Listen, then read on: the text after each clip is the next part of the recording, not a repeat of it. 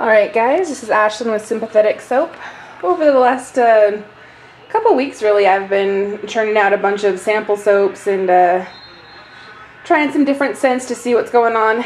These ones I think turned out super cute. It's actually just a small test batch of a fall scent. But I think that the little gingerbread men and little stockings and trees, they almost look edible, like fudge is kind of the look that they've got right now. Maybe peanut butter fudge, but still, they smell really nice. These blue ones back here, I did in a white tea and ginger, I believe it was, and they're pretty. They're a very faint green and blue swirl, which the camera's not really showing them to their best. But I tried molding this one at the end here, and it was still super soft at the base, so I'm just leaving them in there for a few more days. Yeah? And then Ezra says, hey, I'm eating a graham cracker. Alright, so these ones also fall scents, and I'll have to post it with the video later because I made like 6 batches of soap yesterday and I can't keep the scents straight of which ones I did.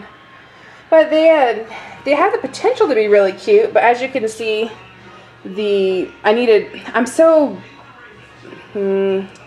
ahead of my time when it comes to taking these out of the molds. So that's why a lot of these have like little bits that are missing. This one was the worst one out of them all. It deteriorated real quick well, this might have also been the one that I attempted to peel away from the mold yesterday, only a couple hours after pouring. So that's my downfall, is trying to unmold before they're ready, especially with silicone molds. And these are some melt and pours that I've done. They're kind of a big bar, but they're cool and they smell really nice. This one's a ginger pear.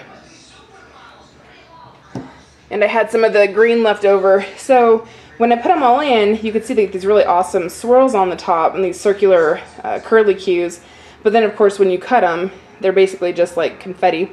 But still, I think they're kind of cute and they look nice. They smell really nice too. Are you done? Do you need another? Do you need another, my handsome son? Yeah, just a sec. Alright, and this one's an Eastern Amber, which I poured a bit too hot, but I think it still looks pretty good, and it smells amazing. It has like this earthiness and a little bit of a musky, but it's kind of like a sensual scent to it. I don't know really how to describe it, but again, I'll do better when I actually post the video. And I'll put you guys on a brief hold while I get the baby another graham cracker. Just hang out. Alright, so we are ready to go. This one is they're still really quite soft. I should probably go another day or two. But anyway, this one is a Bamboo and Teak. So it's got a really nice, it's definitely a manly scent. It's really soft. It's almost clay-like. So hopefully this is gonna go well. Let's see.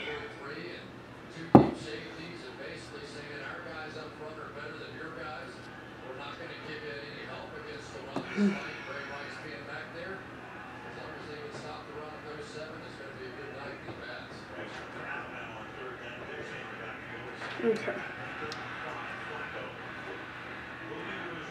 Man.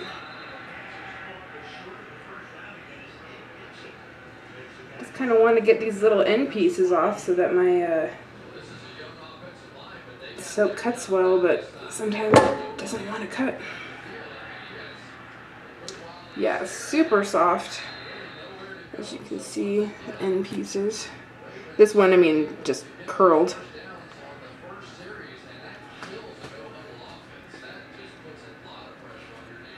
Let's see. Of course, even knowing that they're, ooh, I really like that. Even knowing that they're super soft, is that going to stop me from cutting the others? Nope, probably not.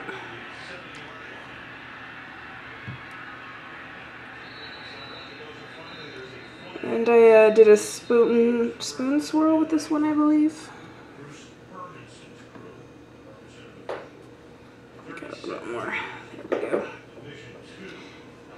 I really like the way the swirls turned out in this, and I like that I'm pretty sure that the scent is going to actually stay, or the color is actually going to stay blue.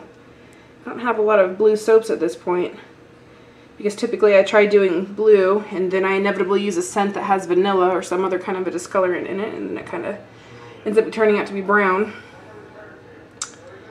But I have really high hopes that this will stay blue.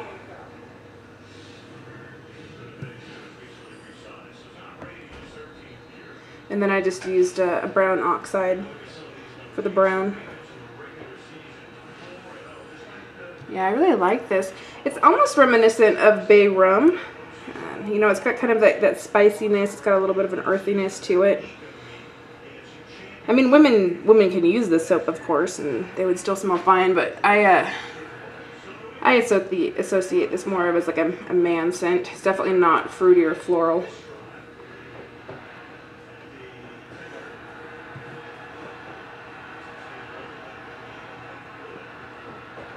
Alright, this is just that little bit that was cut off from the back end.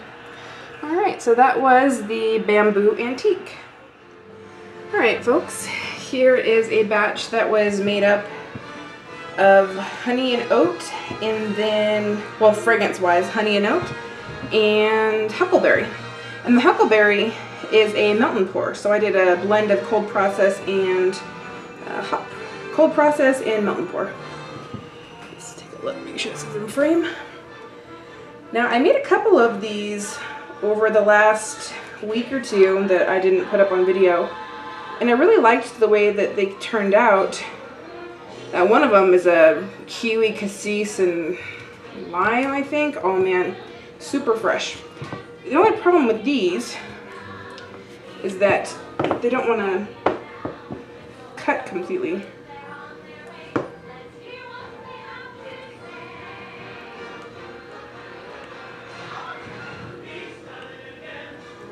So let's see.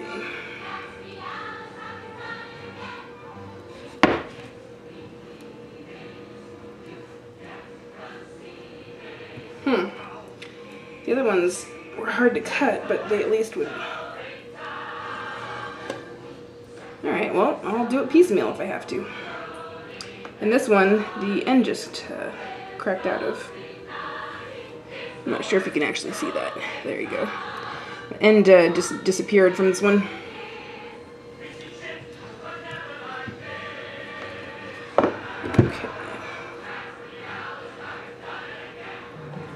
Yeah, it seems to be, it's just the melt and pour part is not loving, which of course is what I like about these, but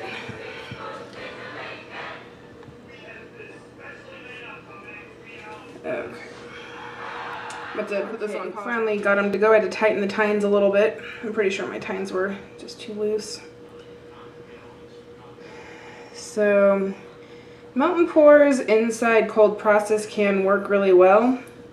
I don't know that I've necessarily found the happy medium for it.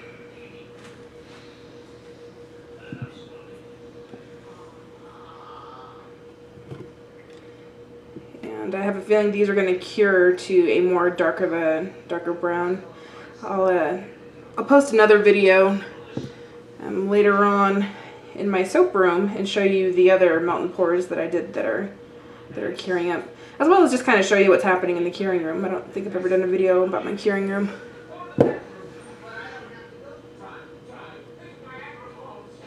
Oh, look how pretty that purple is right there.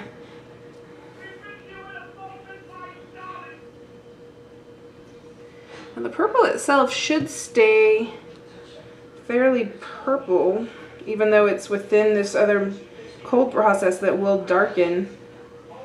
But I didn't put any of the fragrance in the purple melt and pour. So, I don't know, just something new to try.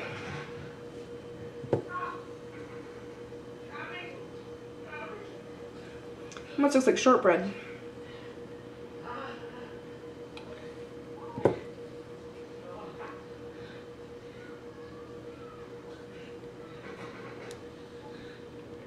Of course, this one picked up a straggler.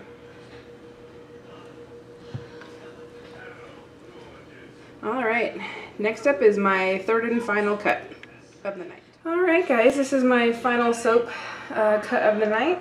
This one was, the scent was Frangipani, I think is how you pronounce it. It's kind of hard to describe. It's very woody. It has a woody scent to it and kind of a spiciness to it. Not like a clove spiciness, but just a general spiciness. Kind of incensey, I'd say, maybe. Okay, let me check to make sure this is lining up.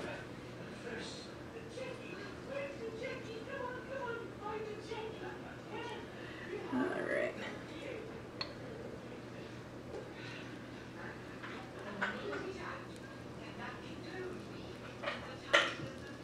Yeah, this one's super soft still as well.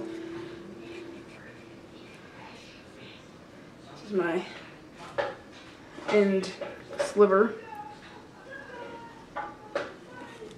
Okay. Yeah, it's super soft still. It's like a, definitely like clay. Oh, I love those swirls. I think these turned out great.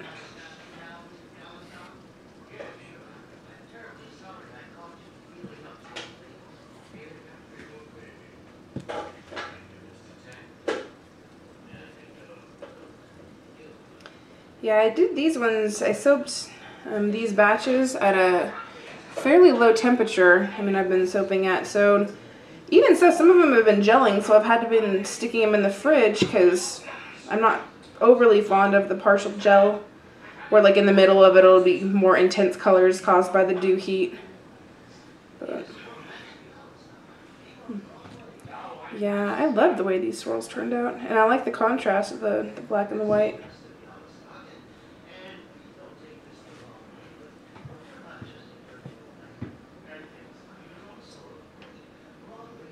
I don't know if you guys can hear the the soundtrack in the back.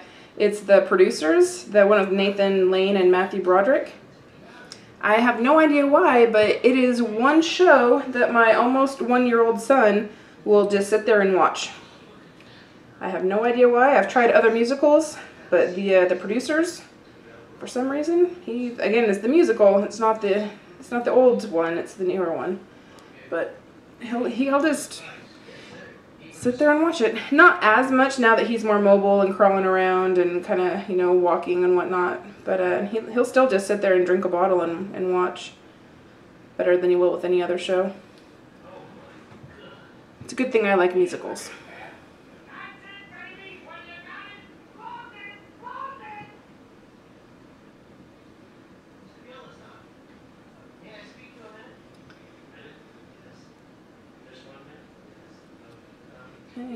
Yeah, so I'm pretty sure I did a spoon swirl with this one too. I have got to be better about writing my swirl techniques, because half the time I'll love the way something turned out and I'll be like, alright, did I just pour and swirl and use a bamboo skewer, or did I do a saline swirl or a spoon swirl? So usually I'm good about writing things down, but sometimes, even if it's been like a long day, I'll write down the recipe itself and then forget to write down the swirl.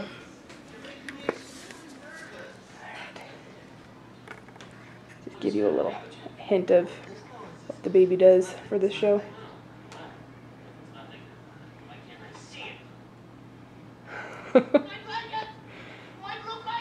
Yeah, alright, that's probably enough motherly things from what's supposed to be a soap blog. Alright guys, I'll make a video and show you my soap room and what's curing in it. And then you guys can have a look. Until then, happy soaping!